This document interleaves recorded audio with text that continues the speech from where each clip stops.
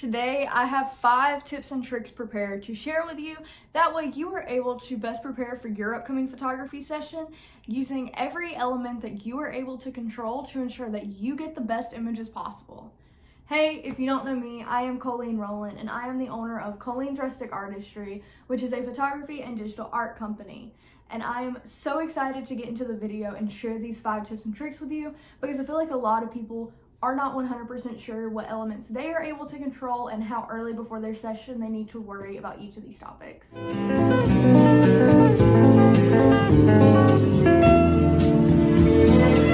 The number one thing that we need to focus on when we are getting ready for a photography session is, what are we gonna wear? I recommend starting to look at what you're gonna wear for your photography session at least 2 to 3 weeks out. The earlier the better, that way you have an idea and an understanding of what you want. You can make sure that you have all of the pieces for the outfit that you need, and if you don't have these pieces, you're able to go and buy them. My number one recommendation when you're talking about your outfit, and what I want to disclaimer this entire little section about, is that at the end of the day, what you wear for your photography session needs to be true to you.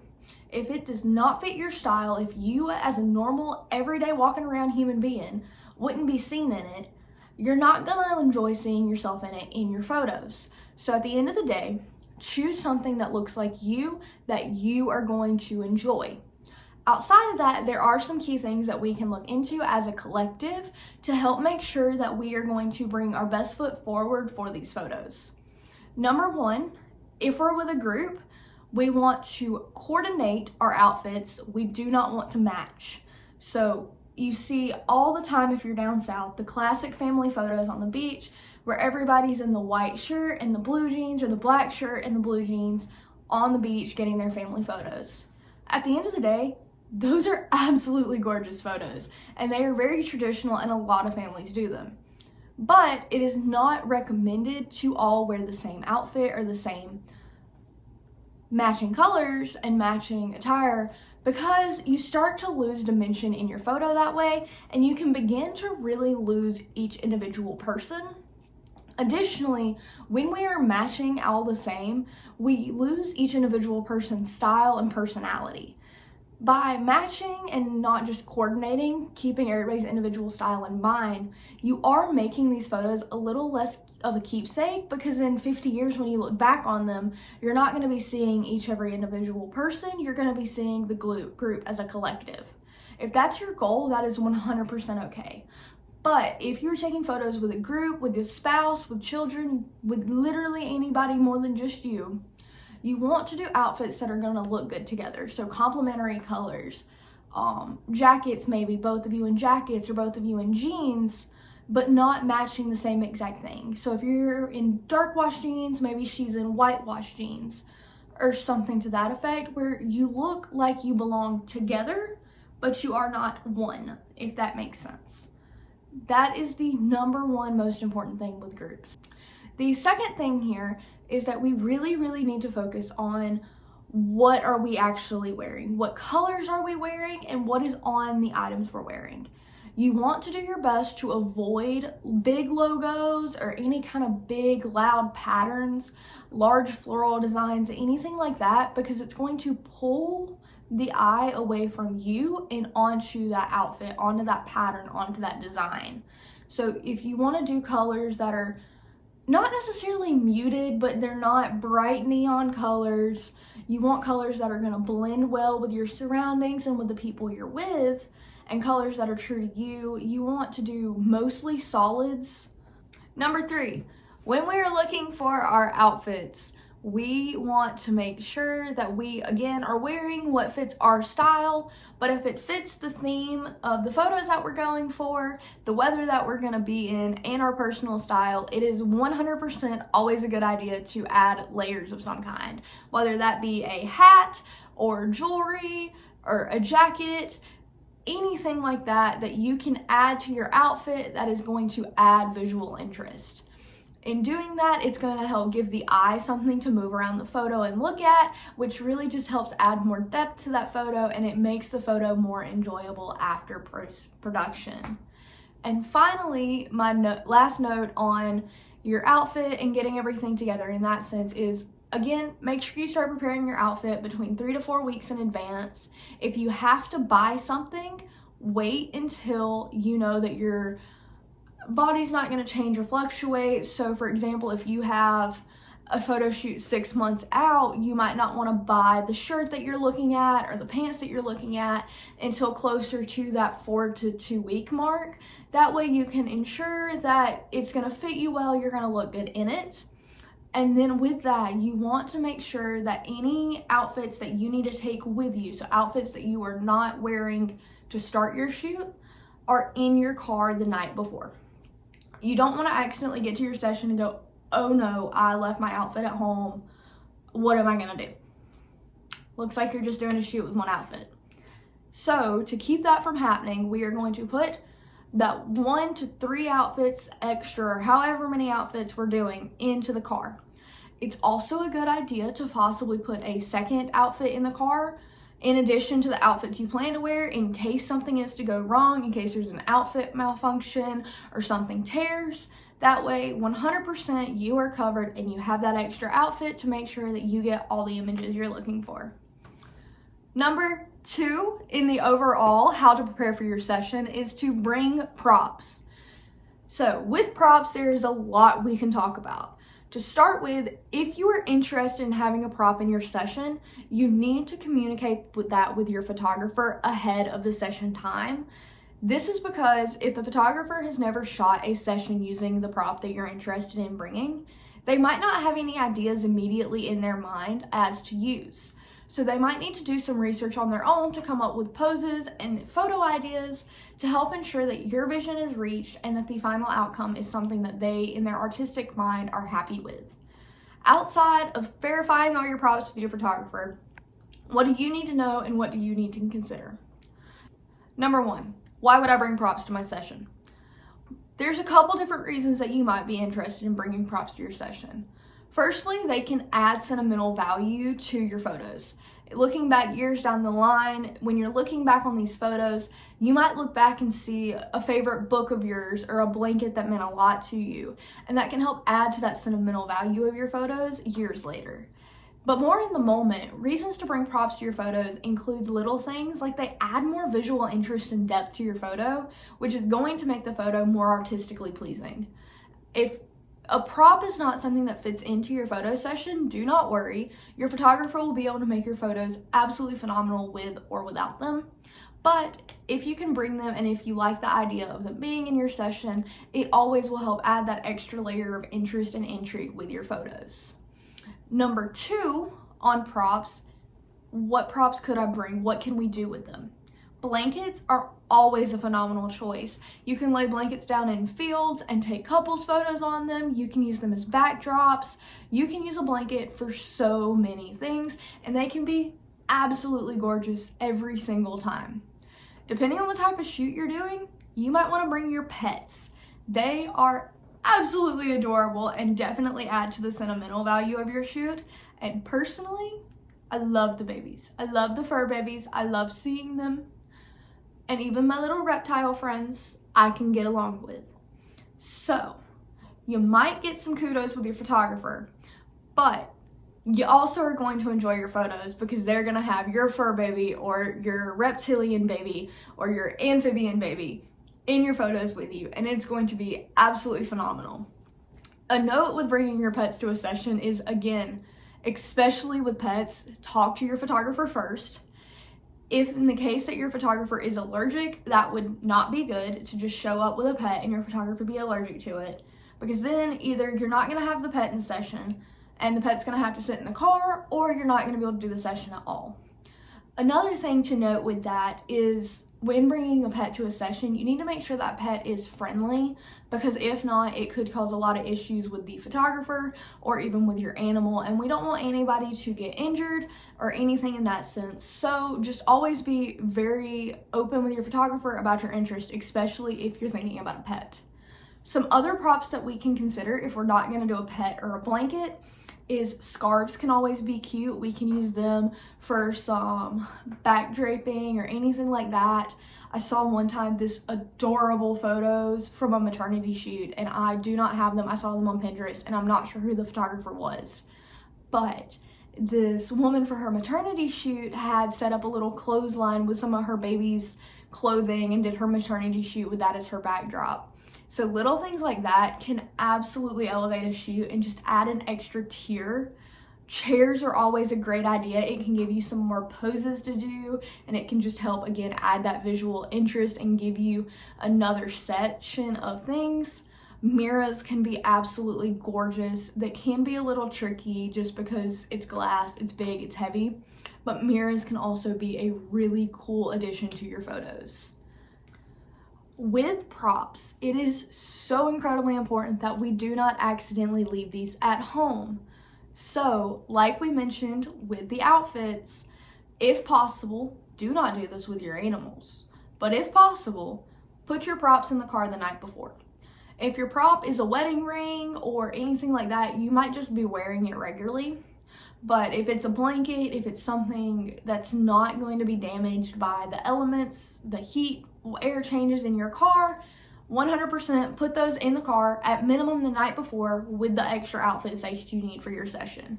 And with the outfits, you need your outfits and everybody else's outfits that will be in your session with you. Number 3 on the overarching how do I prepare for my session, we need to talk about your self-care and how you can prepare yourself to be ready. The biggest thing with preparing for a photography session is that you need to be calm, cool, and collected. We don't want you stressing out. We don't want you worrying. We don't want you anxious, because then it's going to come through in your photos. You're going to look uncomfortable. You're not going to look happy. You're going to look like you're having a bad day. So what we're going to do is we're going to breathe in and breathe out. We're going to be okay. Your photographer has you under control, I promise. Your photographer has done this before and they know what they're doing. You don't have to, and that is the glory of having a photographer that you're working with. So we're gonna breathe, we're gonna trust our photographer to do their job, and we are gonna focus on the self-care elements that we can focus on. So what are the self-care elements that we can take care of? 1, we're gonna get a good night's sleep. We're gonna go to bed at a decent hour, whatever that looks like for you. 11 p.m. is the latest decent hour I will accept here though.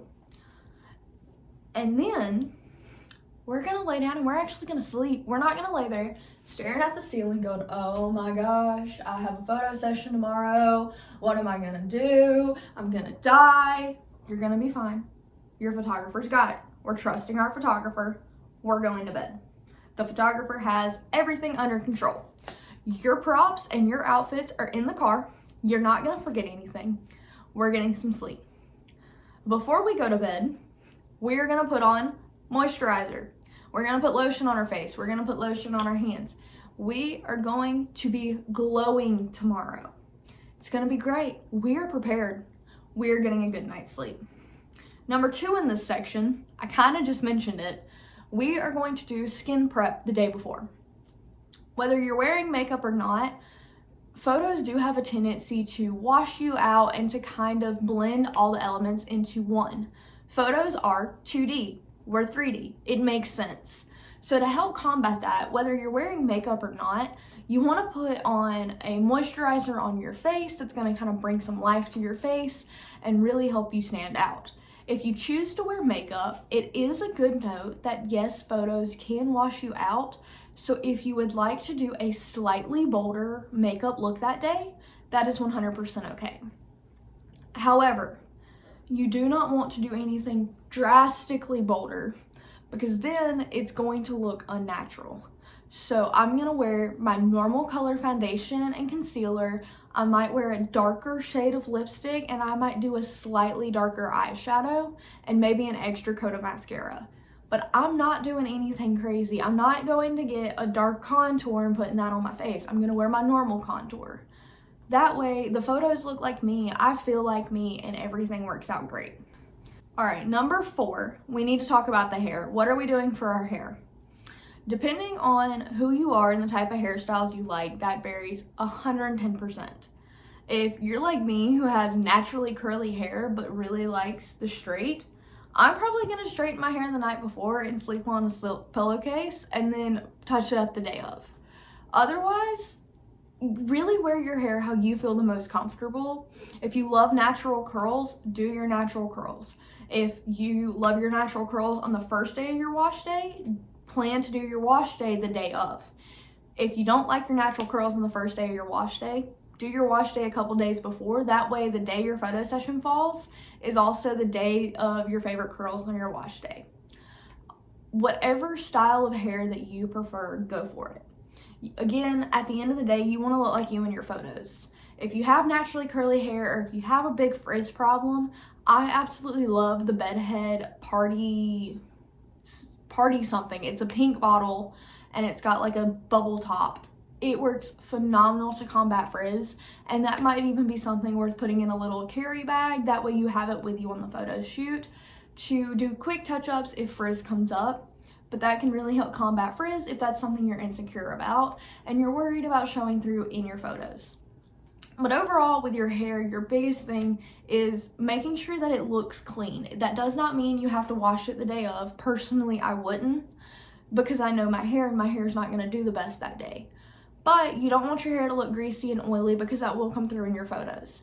So just knowing your hair, knowing who you are and what you like is the most important thing there with your hair. Number 4, what can we do to help prepare for our session? We can be prepared. What do we need to be prepared for? Well, if you have a really, really long session, you are going to need to be hydrated.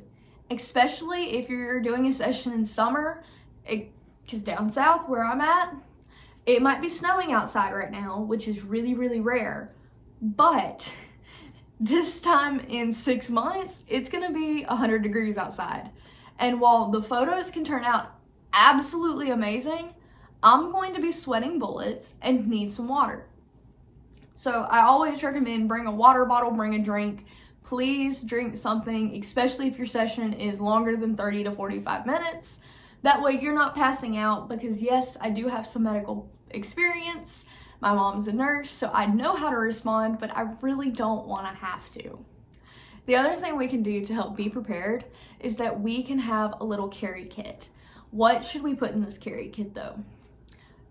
If you're worried about your hair or your makeup or anything like that, you can bring little touch-up things. So maybe I'm gonna bring a brush or an extra lip gloss. Or if I'm worried that my hands are gonna be chappy or something, I might bring lotion. Anything like that that you know you might need for your session to look and feel your best. The other things that you might wanna bring to a carry kit or anything like that, if the weather is semi-questionable, it might be worth bringing an umbrella, especially if your photographer has chosen not to reschedule the session or you are interested in having a session in the rain. Another thing to look into possibly bringing is a change of shoes. Depending on where you're at and what type of photos you're taking, it's always a possibility that your shoes could break, especially if they're strappy heels. I've had that happen a numerous amount of times. So having a backup set of heels, if that's what you're interested in wearing, or an entirely different shoe can be important. Also, depending on where you're at, you might need closed-toe shoes versus open-toed shoes. So just having that option that you like that goes with your outfits is always a great idea.